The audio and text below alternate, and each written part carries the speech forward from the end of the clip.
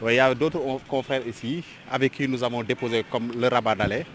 Et comme vous le savez, donc, le rabat d'arrêt vient d'être déposé à l'instant.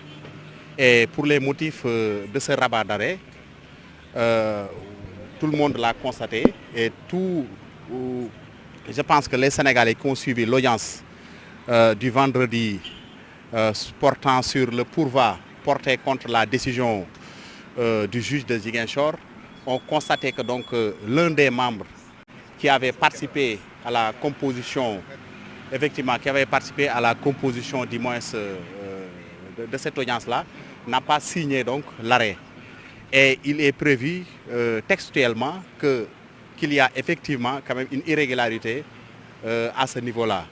Mais en ce qui concerne aussi cette irrégularité, je pense que là n'est pas l'import, la question. La question essentielle tourne autour de la participation ou non du président Ousmane Sonko à ces jours électoraux.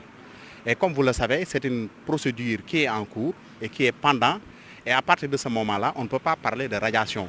Donc le président Ousmane Sonko garde toutes ses chances d'éligibilité dans ces élections-là. Et à partir de ce moment-là, il y a donc une urgence absolue.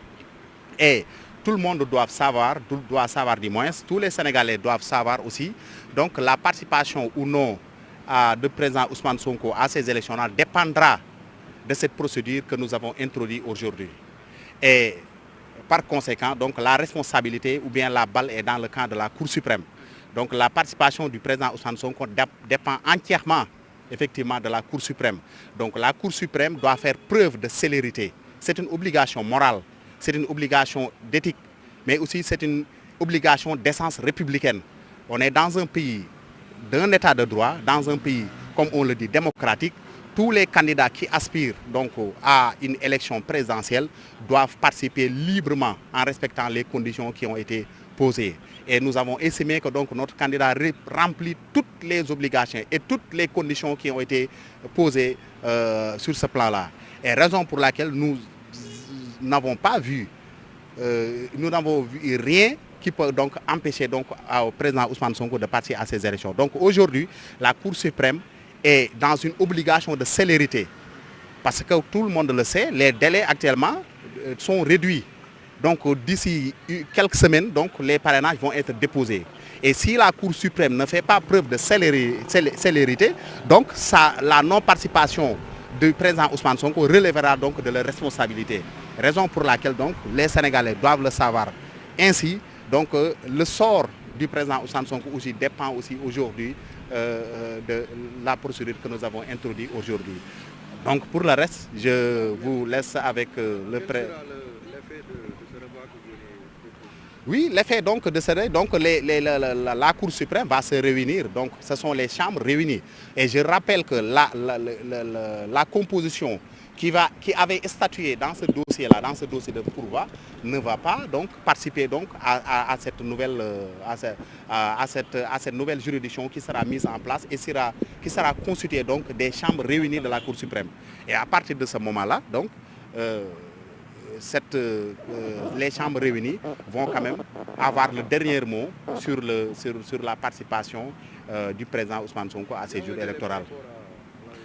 Oui, effectivement, il y a une urgence en fait, je l'ai dit tout à l'heure, il y a une urgence morale. Parce que aussi c'est l'esprit de la loi. Parce qu'on est en matière électorale.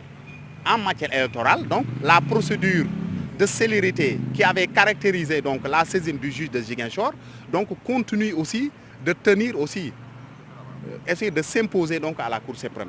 Cette procédure de célérité s'impose aussi à la Cour suprême parce qu'il est question de candidature de monsieur le président Ousmane Sonko qui doit donc participer à l'image de tous les autres candidats à ces jours électoraux. Et à partir de ce moment, la célérité qui avait caractérisé donc la procédure au début de cette procédure, savoir que la saisine du juge de Ziguinchor qui a statué de façon très urgente dans cette affaire-là, donc la Cour suprême aussi doit suivre donc, le pas donc, du tribunal d'instance de Ziguinchor. La Cour suprême avait confié le dossier n'a plus rien à faire dans ce dossier. Non, pour le moment, donc l'affaire, comme vous le savez, le juge a renvoyé cette affaire, mais pour le moment, il s'agit d'un rabat d'arrêt. S'il s'agit d'un rabat d'arrêt, donc la compétence relève des chambres réunies de la Cour suprême. C'est ça. D'accord. Ouais, allez-y, je vais donner à mon confrère Maître Tall de s'exprimer en wolof.